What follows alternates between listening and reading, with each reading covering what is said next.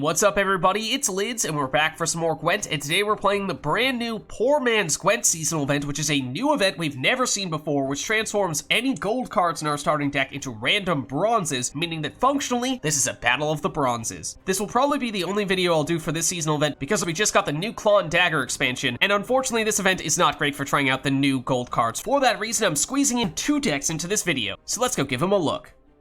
So today we're going to be squeezing in a quick match with 2 different decks because this is probably going to be the only video that I'll do this week for this event because it's brand new, but unfortunately doesn't work well with us checking out the new gold cards from the Claw and Dagger expansion. So let's start with the Nilfgaard deck, which basically is just loaded up with tons of powerful Nilfgaard soldiers because Nilfgaard soldiers are really strong. That's why we have Imperial formation. We have stuff like Nauzicaa Sergeant, which is probably going to be a bigger point slam than just about anyone can match in this event. And then we can create more of those if we target the slave driver on that. So that's amazing. On the more engine side of things, Ard Feainn Cavalry, combined with also the Ard Feainn Crossbowman, so that in a long round gives us tons of damage. Alba Pikeman, which is also a damaging engine, and we have a whole bunch of thinning, probably more than just about any other faction can match, which gives us extra value. Nauzicaa Brigade, and similarly with the Daerlan Soldier as well. So that's the big idea. Basically, play the engines early, use point slams with Nauzicaa Sergeant, and with all those things in mind, it's going to be really hard for your opponent to keep pace with you. If your opponent does play something that's bigger than your cards, then you can seal it with Master Puppets, and then ideally, you would walk Master Puppets with Alba Armored Cavalry. That way, you seal one of their cards, and they can't steal anything back. And that should be all it takes to win with this deck. But as I said, we're doing 2 different decks in this video, so let's take a quick look at our second one, which is Scoia'Tael and Harmony, because in this case, we may not be able to use gold Scoia'Tael cards, but Harmony is still Harmony. Doesn't matter if it's a gold or a bronze, those Harmony engines will still get boosted. And so we have a whole bunch of Harmony, especially with the Antherion. Having Harmony itself and giving Harmony to another one of our cards makes this an amazing card to play in this event. And then load up on other Harmony with Dryad Ranger, Half-Elf Hunter, Dryad Fledgling, and also Trained Hawk. So play those things early. Those will be engines for you. And then from there on out, basically any and everything will give you points. We do have some other things that even outside of Harmony are useful. Hawker Smuggler for a little bit of hand boost, giving us some carryover value. Sorceress of Dol Blathanna, amazingly powerful card. So that is going to be one that your opponent is going to be hard pressed to match. A little bit of control with Nature's Rebuke, but otherwise this is mostly a boosting deck because by the time you've loaded up your board with a ton of Harmony cards, not to mention your lead ability as well, it's going to be very hard for your opponent to stop you in a long round. So now let's see them both in action. Alright, so going up against monsters here, and we'll go first. Alright, and let's see. So we have several cards that we want to try to keep in our deck if possible. One of them being Nauzicaa Brigade, Mage Assassin being another. So let's mulligan. Yeah, that's unfortunate. Because I was also considering putting Nauzicaa Sergeant back in there. Technically, you can play him for 4 points in round 1, but we really want to wait until we've lost a round, and then he becomes significantly more valuable, but we'll just hold on to him, and maybe he will be a brick for the time being. Okay, so for what we'd like to start off with then, in that case, let's start getting some of our formation stuff going. Do we want to go for the Cavalry or the Crossbowman? Probably one of those. Could even go for proactive Master Puppets if you really want to. Let's go Crossbowman. Alright, they're gonna, destroy it. That's well done. We do have one more flank. We actually don't have that many of our flanking cards in round 1, I suppose. Most of them are buried in our deck, apparently. So we would like for this Ard Feainn Cavalry to survive this turn. And perhaps for that reason, we will use that to make it a little harder to take out. Foglet. Does have Death Wish, which means we don't really want to take it out, although we could lock it. We do have another Alba Armored Cavalry, so we don't need to be that protective of our locks. So, sure, we'll do it. Locks, we aren't concerned about the Death Wish anymore, and also it makes it so that you are flanking, so we'll get a lot more damage here. Okay, Barbayazi, so they're planning to consume it. Now that is far less meaningful. I mean, we could Master Puppets to steal Barbayazi, or at least threaten the steal, because, I mean, yes, after taking damage from the Light Cavalry, this is going to get smaller, but if they do consume on the next turn, this could get Much bigger than a Master of Puppets would be. We do also have potential for some thinning here, though, so maybe we take that opportunity while we still can to do that. And then next turn, maybe we'll use Blightmaker for the same reason. Okay, Arcaspore. Now that's a card they will definitely consume. So now this is not going to take any more damage for... Oh, actually, that was a good way to circumvent the light cavalry damage, because the card that they played most recently has been consumed. So we're not going to hit this Barbayazi or that Arcaspore. So at least at the moment, light cavalry isn't doing anything. So we could Master of Puppets. If they're going to consume again, then this becomes a great target for Master of Puppets. Maybe we deliberately wait a little bit first to see if they do consume one more time, because they might not expect us to do this. So why don't we go Blightmaker here? We don't know who it's going to hit. We kind of like for it to not be you. Granted, it is you. I did 100% just jinx that, so that just makes this a less intriguing target for Master Puppets. But hey, maybe it's an indication. It does look like they have a lot of consumption. So future Master of Puppets plays are not a bad idea, and I mean, maybe this is a deliberate way to try to circumvent light cavalry, and that's not a coincidence. At this point, I wouldn't rule that out. Now, that being said, they do have some stuff in their graveyard, so we could now use the Illusionist. They no longer have consumption, so light cavalry is probably going to work. They do have leader ability, though, so they can almost certainly pass us if they really want to. So, again, we really can't play you. We'd like to combine you with you. Don't have a great card to lock anymore now that they've used the charges there. I think we go Master Puppets. It at least has the threat of stealing the 9-point Barbayazi, which we could then lock the Master Puppets with Armored Cavalry. Oh, well, they're going to go after... Whoa!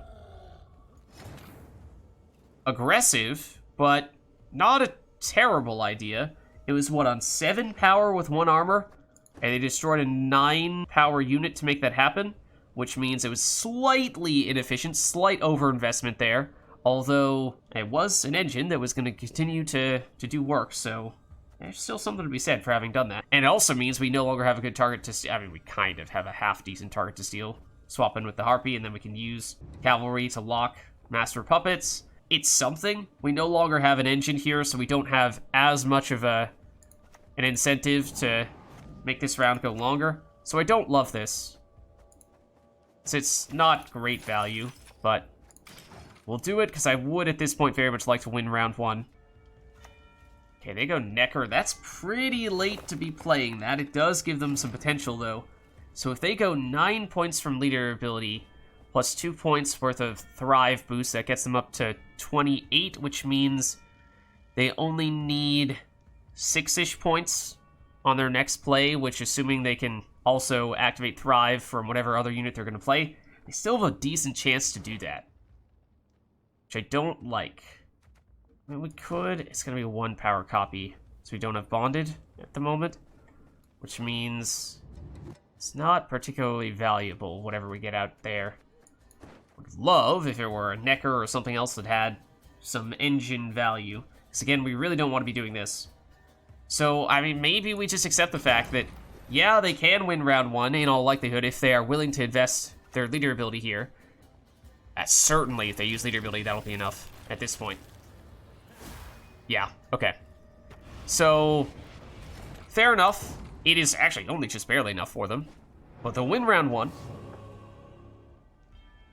Okay, and we would like to put the Nauzicaa Brigades back into our deck. They're pushing. Wow, after being a card down, that is extremely aggressive. I mean, we are a card up. I was about to say, we had a lot of our engines in round 1. I mean, we can get a lot of value here. With Nauzicaa Sergeant plus double Slave Driver is pretty amazing. Light Cavalry is our best card from an engine standpoint, although it wouldn't have flanking at the moment, so it's not great from that standpoint. Master Puppets, not thrilled about that, because I'm guessing Barghest is their next play here, in which case they could immediately destroy Master Puppets. We wouldn't have time to use him. Illusionist for Necker. Tempo-wise is technically not enough, but it does go wide, which I actually do like on this occasion, so I think I will do it. Is there anything, I mean, technically, Intriga Larva is pretty much the same. 1 point Master Puppets is actually amazing. We also get at the Nauzicaa Brigades, which gives us a little bit extra value. Makes it harder for them if they do try to destroy this Ard Fiend. They have a decent chance of hitting anything other than this Master of Puppets, and if they do consume the Ard Fiend with something like a Barghest, Mastercrafted Spear. Very well done. So now we can use the Light Cavalry and have the flanking benefits. I think we will do that. So it's an engine, we want to make sure we're giving ourselves enough time to get value from it. They've used their lead ability, we have not. I think we do use at least a few charges here. They've demonstrated that they have some damaging specials as well, so I think at 8 damage is now the number they would need to destroy you. That should be out of removal range. Obviously, we don't really want to destroy this Ard Fiend, because then it's going to start dealing a bunch of damage to us. Ah, very clever. But that's also why we put the extra armor on. Okay. So, yes, Nauzicaa Sergeant plus a bunch of slave drivers is absolutely amazing, and I doubt they can match that. On the other hand, for that reason, I'm kind of trying to see if we can save that for round 3, but I mean, they're in a tough place here, where if they are not successful with this bleed attempt, we might find ourselves with card advantage in round 3, which would be very nice. I think we do this just to give ourselves, once again, the barricade and flanking active on you. And I think we're Master of Puppetsing here. Mostly just to threaten the steal, not that we really have a great option for that. In fact, we've only bad options for that, but it's mostly just a way to not have to commit this stuff. Okay, who do they go for here? That... Oh! Was very clever. At first I was wondering why they went for something other than our light cavalry, but no, that was going to get destroyed. Or, well, I guess they didn't know definitively that that was going to get destroyed by the Death Wish activating. We do still have a lead here, though. This is 4 for 4, which is not great. Do we deliberately brick a slave driver just so we save Nauzicaa Sergeant for the next round? That is honestly pretty tempting. That's actually, I mean, technically we can use it on Nauzicaa Brigade, and that is a soldier, so we do replay it. It has armor, so, well, we actually like this, don't we? Creating a 1-power Master Puppets is not a bad thing. Even if it doesn't have armor, so it will legitimately take that damage. Being able to give them a 1-power unit in exchange for a 5-power unit is pretty sweet. Unfortunately, though, we are tied, which means we do still need to take this turn, which really stinks because then we would have, if we did not need to do that, could have had both these guys for the next round. Obviously, this alone is going to be enough. But I think, once again, we're probably deliberately using Slave Driver here because in a vacuum, Nauzicaa Sergeant is still the best option for us. Sure, we'll do this because we can, just to demonstrate the thought there. So, ultimately, it did turn into a lot of overkill. But we still have card advantage with a really big card in round 3, so that still looks good for us. Okay, and this is going to be a short round. It's kind of unfortunate because we haven't seen many of our engines in this game yet, and so we're drawing into several of them here. Obviously, Nauzicaa Sergeant is perfect. It's a point slam. That's why I was trying to save it. But don't really want you. We have seen some things, some either consumption or Death Wish cards that would benefit if we were to lock them.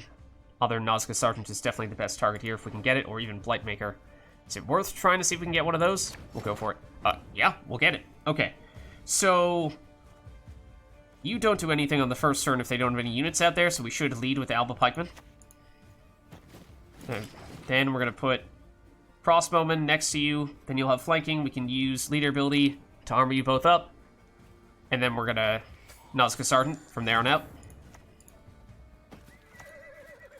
That first. And this. And that. They're definitely going to trigger this Thrive. Definitely not going to be on Sabbath, though. Okay. So, lots of charges there. I think it's actually going to be better to... I guess we should split the bleed. So, put you down. And a case can be made for actually applying the battle preparation on you guys to give you more armor, make you harder to remove because you're actually an engine, whereas you are not. Sure, we'll do it. And this next one, maybe we'll put on one of the sergeants just so we're not going super tall. Alright, this should hit for a fair bit of damage and remove. So that's great. At this point, we've probably already won, although Renfrey's gang is about as good as it gets for them. but it's still not enough. We have our other Nauzicaa Sergeant, which will give us extra damage on the crossbowman. Don't even need to use that. We've won with a card to spare.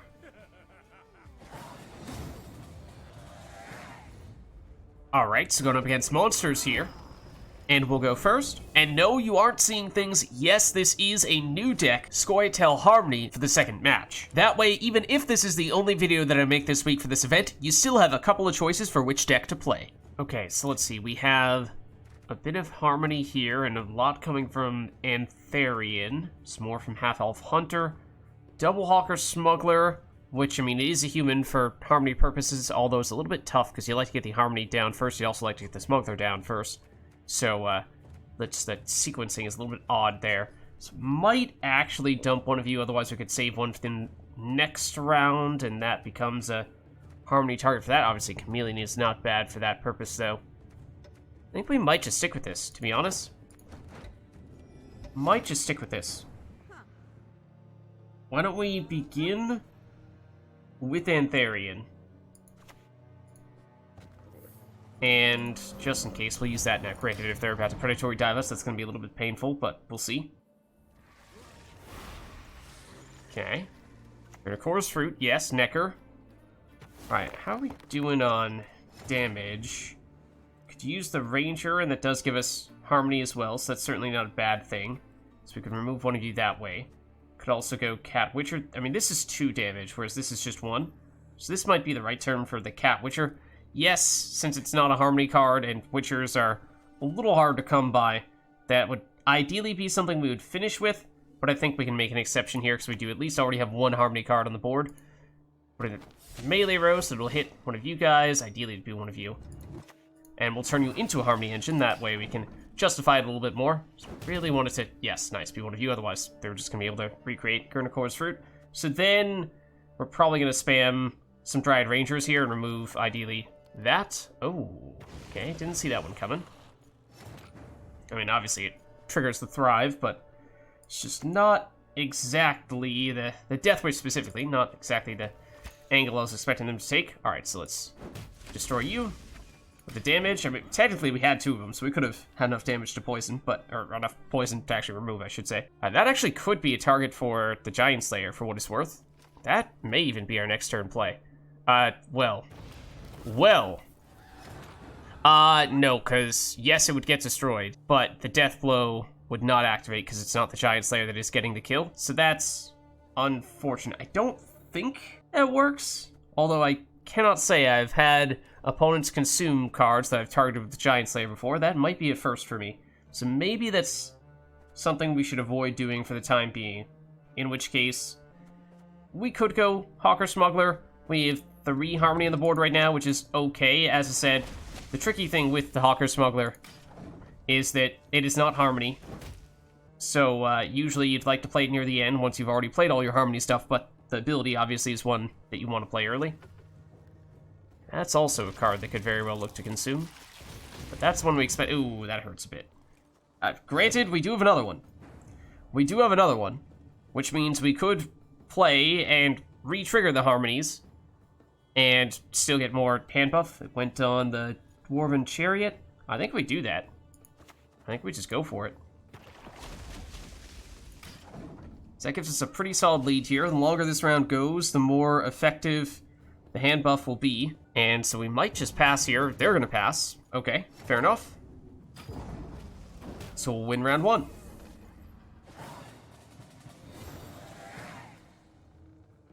Okay, so once again, we're looking to load up on the Harmony and then some stuff that can trigger the Harmony near the end of the rounds.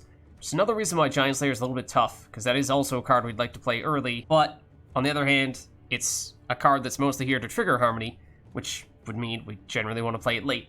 We have 1 throwaway here in this round, and Giantslayer would ideally be that, just we're not going to have anything for it to target, so not really sure that's going to make a difference. We might just mulligan you, and not even sure what our throwaway would be. Yeah. I kind of like the way our hand looks right now. I'm assuming we'll find a way to get decent value out of Nature's Rebuke, though of course that's a little bit of a question. So I think we might just not even play at all in round 2, even though we do have a throwaway card to burn here. I think we just dry pass. We definitely prefer long rounds, although if they're a Thrive deck, then theoretically they do as well. Alright, on El Conqueror, do they have, they do not have Devotion. Ooh. I mean, technically, the Gurnicor's Root's all you need, but that raises some serious question marks. Okay, so we now have 3 mulligans because we had 1 extra card going into this round. We didn't use our throwaway. So we draw into Oakcritters, great, because that's another tag that we probably weren't going to get with the tree ends. Trained Hawk, obviously we already have a beast, but it's another Harmony engine. That's maybe not a terrible thing for us. Sorceress, I mean, we will have the elves already, so she's not going to trigger Harmony.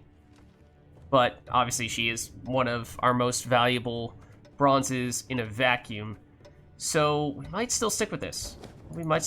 This looks pretty decent to me. I think Antherion would have been maybe the one thing we would have still liked to have seen. Would have preferred an Antherion over a Trained Hawk in all likelihood. Okay. Don't think we destroy you, because then they can just recreate it and it's not a huge deal. We could melee row hit you, which would at least temporarily give us dominance, although not by much, and presumably they'll find a way to regain it on their next turn. Otherwise we could Nature's Rebuke, although that feels like overkill because we might be able to wait a little bit before doing that, and if we have the Oakcritters on the board when we do it, then it's a little more valuable. So yeah, let's go melee row Trained Hawk. We do have another one, technically speaking, when optimizing for Harmony purposes, when you have multiple cards that have Harmony, that are of the same category, 2 Trained Hawks, they're obviously both beasts, it is best to play one immediately after the other, because they're not going to activate Harmony, but they will get their Harmony triggered when we play anything else. So, anything else we have duplicates of? The elves, right? That might be it, depending on what Chameleon gives us. Obviously, won't repeat anything that's on the board, but actually, let's do this. And the reason why that matters is because that technically dictates when the most optimal time to play Denna would be, and I guess we can play her now that we have both of these guys on the board, and that would deny them dominance, or at least make it much harder for them to get dominance. So I think we do that. So now you're a 7. Okay, Solano Harpy for consumption. Well, for dominance purposes, it's not a bad option. Nature's Rebuke does not get Death Blow, but it does drop them down to a 4, at which point, yes, we would have dominance once again. Although, is that really worth doing? And technically, we'd like to play Harmony first, which means Half-Elf Hunter would be the ideal option, or Dryad Ranger melee row drops you to 7. Denna becomes an 8, so we do have dominance. That is the best play.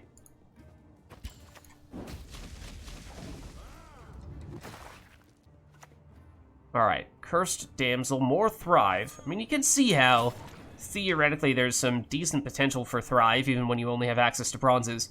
The things that trigger Thrive would usually be the toughest, although, well, with the Orchard Man Traps, those could certainly still make things work, and Consumption as well, and they've already done some of that. So, yeah, I mean, they have potential here. Now we'd like to go last Harmony engine, and then we can basically play whatever we want from there on out. Just want to make sure we give ourselves enough time to get the full value of the Chameleon. So now, yes, we should still have dominance. That's, of course, also the reason why Harmony is effective, because it doesn't matter if it's a gold or bronze. Harmony is Harmony. Giant Toad, more consumption. They're really trying to get the dominance. And at this point, it would be... Ooh. That's an odd target to go after, because that was not an engine. That was the Blue Elven Deadeye they targeted, right? But, so now, you're up. You have dominance by 2, really 3 points, because this needs to be higher, not tied, in order for us to take dominance from them. So really the only potential way to get dominance back immediately would be Nature's Rebuke. I mean, it'd be kind of nice to get Oakcritters on the board before we do that, but we could just Nature's Rebuke on this Wild Hunt Hound right now, and then Dominance doesn't really matter anymore, and just accept the fact that we're losing out on 2 boosts. To deny them more than 2 boosts in all likelihood, since it'll be a while if that gets boosted up. Alright, Slizzer, yeah, I mean, at this point they're very clearly going to get the value off of the Dominance. Okay, obviously Cat Witcher is an engine, so we want to play this as early as possible, but again, the reason why we didn't was because it doesn't have Harmony, so we got all those big Harmony boosts from delaying this, and should still get decent value out of it. At this point, we'd like for them to play in the Meta row as well, although they may not look to do that. That's another reason for row stacking. That's not a bad bronze. Okay, so I think we need to Chameleon either now or very soon, right? So let's do this. What did it turn into? A human? That's fine. We weren't about to play any humans anyway. And Oakcritters actually... We do have Devotion, so we are going to get the Bleed, which means this is not going to quite have enough time to get the full value. So let's do that now, while we still can. Target you, so that you don't just consume the thing that we put the Bleed on. Okay, just don't turn into... I guess it's not going to be an elf. So we already have one of those, so Sorceress doesn't matter from that standpoint. In fact, we do need to use Sorceress now in this turn, otherwise we're not going to have time to use her order ability, so this is going to be our finisher, and I think that's fine. It's a bit of a point slam. We're going to want melee row in all likelihood. Lacerate is good, though. We did row stack a fair bit. Okay, let's go. Yes, still have an elf, so it's not like that's going to make a difference, but go with you. Actually, very good thing that Sorceress dodged the Lacerate, because that would have bricked her altogether. And Chameleon, I think this is just going to demonstrate how amazing Chameleon is relative to other bronzes. It really should be a gold in a lot of ways. Alright, that's going to get boosted by 2. But they are going to take some damage from Bleed, which means we're already going to win this. No need for Chameleon, Sorceress, or our final card. We've already won. So there's a look at both a Nilfgaard and a Scoia'Tael deck for the brand new Poor Man's Gwent seasonal event. If you liked the video, then make sure to hit the like and subscribe button, and leave a comment down below to let me know which other cards, archetypes, and factions we should experiment with next. Though heads up that because we can't use the new gold cards in this event, this will probably be the last time I'm making a video for this event, at least for this week. But thank you all for watching, and I'll catch you next time.